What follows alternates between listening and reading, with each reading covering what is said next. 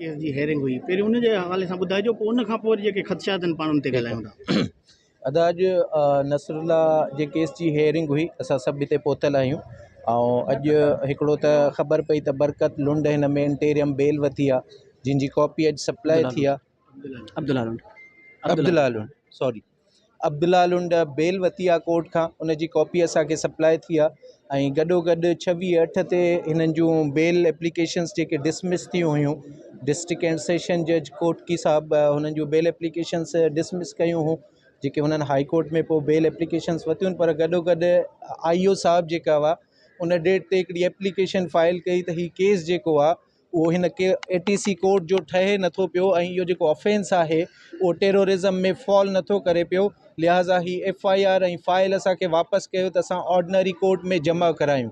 उन जी हेयरिंग थियण खां पोइ सेशन जज साहब उन जी एप्लीकेशन खे डिसमिस करे ऐं उनखे डायरेक्शन ॾिनियूं हुयूं त उन एप्लीकेशन में ख़ालिद लुंड खे उन डिस्चार्ज कयो हो, नूर मोहम्मद लुंड ऐं शहबाज़ लुंड जी इन्वॉल्वमेंट ॾेखारी हुई, जेका हुन चयो त इन्वेस्टिगेशन कंप्लीट करे वरिती आहे, जंहिंमें शहबाज़ लुंड ऐं नूर मोहम्मद लुंड जे ख़िलाफ़ु एविडेंस आहे त ही हिन में इन्वॉल्व आहिनि। बाक़ी ख़ालिद लुंड खे हुन हिकिड़े ग्राउंड ते ई जेको आहे डिस्चार्ज कयो त हिन जी उमिरि जेका हुआ ही पोड़ी उमिरि जो माण्हू आहे, लिहाज़ा मां हिन खे डिस्चार्ज कयां थो। त हाणे पोड़े हुजण जो जी इहा वजह त नथी थी सघे त हू कंहिं क्राइम में इन्वॉल्व नथो थी सघे, जेका एप्लीकेशन जज साहब हुननि जी डिक्लाइन करे हुनखे डायरेक्शन ॾिनियूं हुयूं त तव्हां जेको आहे हिन में कंप्लीट चालान कोर्ट में जमा करायो। उन खां पोइ हू उनखे अवॉइड कंदा रहिया, ऐं अवॉइड करण खां पोइ जेको आहे तव्हां ॾिठो त हिन में हिकिड़ो फर्दर इन्वेस्टिगेशन जो ऑर्डर थियो ऐं उन में नओं IO साहब अपॉइंट थियो आहे। असां अॼु कॉन्टेम्प्ट एप्लीकेशन फाइल कई आहे हिन में, त जेको 26/8 जो ऑर्डर हुयो सेक्शन 19 आहे एंटी टेररिज़म एक्ट जो, जेको ॿुधाए थो त अहिड़नि केसनि में 90 ॾींहंनि में तव्हांखे चालान जमा कराइणो हूंदो आहे। अगरि हू चालान 90 ॾींहंनि में जमा नथो कराए सघे त कोर्ट डायरेक्ट जेको आहे हुन में कॉग्निजेंस वठी सघे थी, डायरेक्ट मटीरियल कॉल करे सघे थी। इहे कोर्ट खे पावर आहिनि जेके असां अॼु एप्लीकेशन कोर्ट खे ॾिनी आहे। त सभ खां पहिरियां त हिननि कॉन्टेम्प्ट कयो आहे उन ऑर्डर जो, जंहिंमें हिननि खे डायरेक्शन हुयूं त ही ख़ालिद लुंड जो बि नालो एड करे ऐं चालान जमा कराइनि। ॿी ॻाल्हि हिन में इहा हुआ त 90 डेज़ जो पोर्शन बि पूरो थी वियो आहे। ऐं थर्ड ॻाल्हि इहा हुआ त कोर्ट वटि पावर आहिनि त कोर्ट उहा ई जेका एप्लीकेशन हुन में जीअं हिन इन्वॉल्वमेंट ॾेखारी आहे उनखे ई बेस करे हिन में कॉग्निजेंस वठे।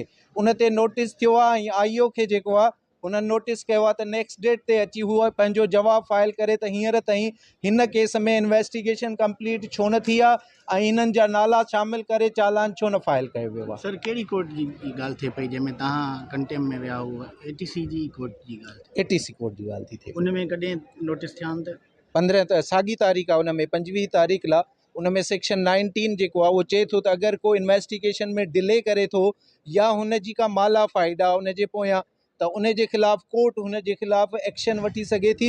इवन पनिशमेंट जो लफ़्ज़ इस्तेमालु थियल आहे त उनखे पनिश करे सघे थी अगरि को डेलिबरेटली हिन खे डिले करे थो पियो, जेको असां ॾिसूं था पिया त हिन केस में इहो थिए पियो थो त डेलिबरेटली नसरुल्ला जे केस खे ख़राबु करण जी कोशिशि कई थी वञे पई। जो अॼु तव्हां ॾिसो त 164 में नाला डिस्क्लोज़ थियण खां पोइ एतिरियूं डेट्स अटेंड करण खां पोइ बि अॼु अक्यूज़ड अटेंडेंस में न आहिनि ऐं उनजो सिंपल जवाबु इहो आहे त हुननि जो चालान जमा न थियो आहे, लिहाज़ा हू कोर्ट में न आया आहिनि त हू हिन केस में अक्यूज़ड ई न आहिनि। इहा बिल्कुलु वायोलेशन ऑफ लॉ आहे त जेकॾहिं हू अटेंडेंस में बि आहिनि ऐं उन्हनि जूं बेलूं बि डिक्लाइन थी वियूं, हुन मटीरियल एतिरो मौजूदु हुयो ऐं उन जे बावजूदि बि हू अॼु कोर्ट हुननि अटेंड न कई आहे, त इहा शइ इहो मैसेज कंप्लेनेंट साइड खे आहे त असां एॾी ताक़त रखूं था जो असां कोर्टुनि खे बि कुझु नथा सम्झूं पिया। अॼु जूं सिचुएशन इहे शो कनि थियूं पियूं त असां इन्फ्लुएंस रखूं था कोर्टुनि ते, त असां अटेंडेंस में ईंदे ईंदे ऐं अॼु पंहिंजी मर्ज़ी सां अक्यूज़ अटेंडेंस में न आहिनि। त